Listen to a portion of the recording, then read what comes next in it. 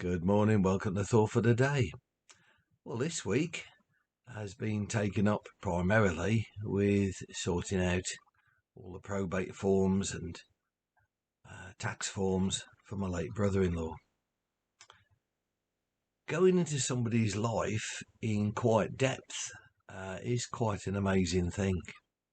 You think you know somebody, and then you start to see their life unravel in front of you, what their thoughts are, and that's only conjecture, from the information that's in front of you. And that got me thinking about a number of things. When I was a younger person, I was PV'd. PV'd isn't some medical procedure. It's been personally vetted by the security services to see if I could work with the nation's secrets and above secrets, above lots of things. There's a whole load of things beyond secret. Forget James Bond, right? And they did. They checked everything about me, and I was okay, and I could work in these places. What was funny was that one of these secret establishments was actually on abandoned engineering the other day, and it got me thinking because 30 years ago, if that place had been divulged to people, you would have broken the security protocol, and you'd be in prison.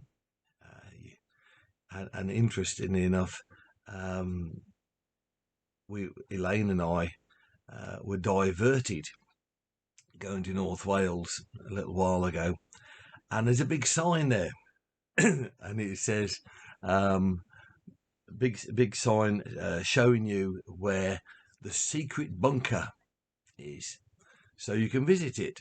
So you can actually go and visit a secret bunker that, again, 30 years ago, you'd have probably been put into prison for. And the mind starts sort of thinking about these things, that how things change over what is a comparatively short period of time, and how we perceive things being differently. A few years ago, I because we were struggling for money, I took an evening job, and I used to work from 10 till 2, sorting out parcels.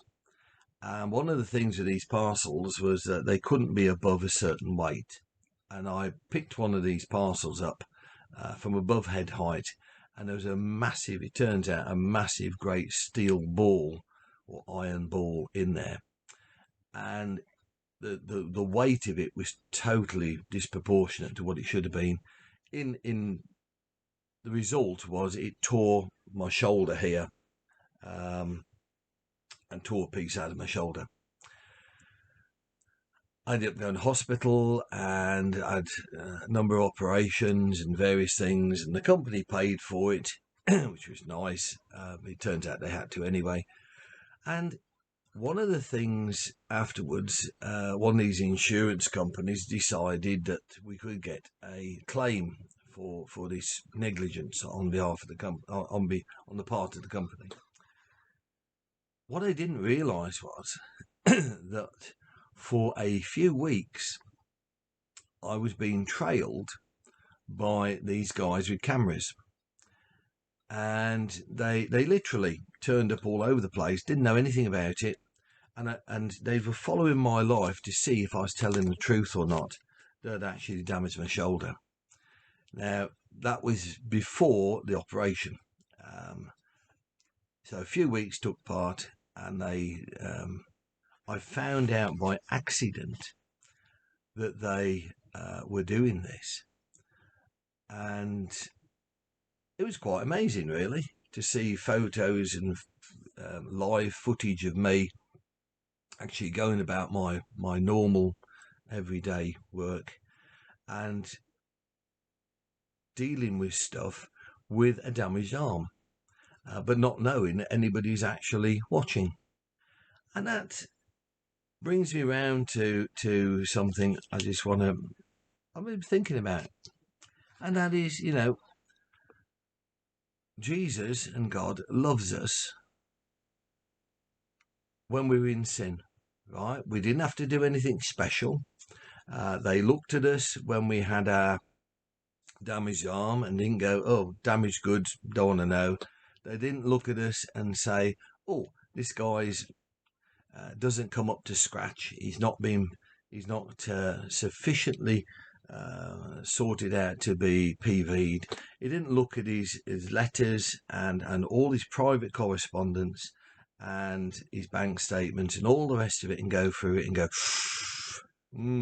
that's not good, or oh dear me, that's not a very nice person, or whatever. The Bible tells us that whilst we were sinners, Christ died for us, and he loved us, and he still loves us. And when you're in a place where you might be doubting that God loves you, and where you're in a place that you think, well, I'm not good enough, then just take heart that Jesus died for you when you were a sinner. Right? He didn't wait for you to become good. He didn't wait for you to have an operation to become a whole person again. He didn't wait for the security services to check you out to make sure that you're an okay person. And he didn't wait until you got all your life sorted out before he said, yeah, you can now join my club. And because of that, I just want to share that the amazing thing is that he just loves us and takes us as we are. And he puts his arms around us no matter what state we're in and just says, I love you. And I understand the hurt. And I understand you're not perfect. And I understand there's bits missing. And I understand all of the stuff that's gone on that was wrong, or you were wronged, or you felt you were wronged, or whatever. But I still love you, no matter what. I just wanted to share that today and wish you all a very safe and have a fantastic day, no matter where you are and what you're doing. Right? God loves you.